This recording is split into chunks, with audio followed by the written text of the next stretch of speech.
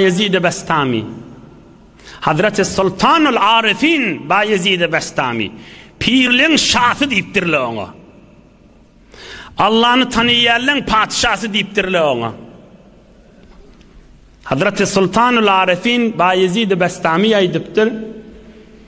Bir adam qaviş etse, ama bir adam qav adamlar bilen otursa, qav adamlar bilen oturmak qavraktır, bir qaviş etmeden nittir.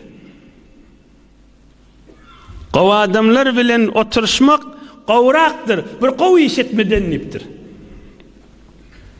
Hemen bir tesbihana oturacak, dostu da qav adamlar bilen oti. Näme tesbihanadan qavlatma näme diyecek de? Sultan Bayezid aytdi, sen tesbih sanap duranыңdan ol qav adam men oturmagy o qavrak diye Hudaýyň ýanyna. İnşallah işte alan delilini makam açıklap aýdyn. Eýni şoň tersi biderek adamlar bilen, telek adamlar bilen oturşmak günah işetmekden ne bideregrek diye.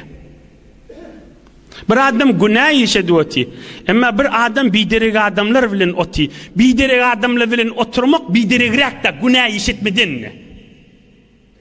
Delili görünüpdi. Bir adam qaviş etdi, hop bir qaviş etdi da. Ama bir adam qav adamlar bilen otursa, on tebigatyna qawlyk geçýär.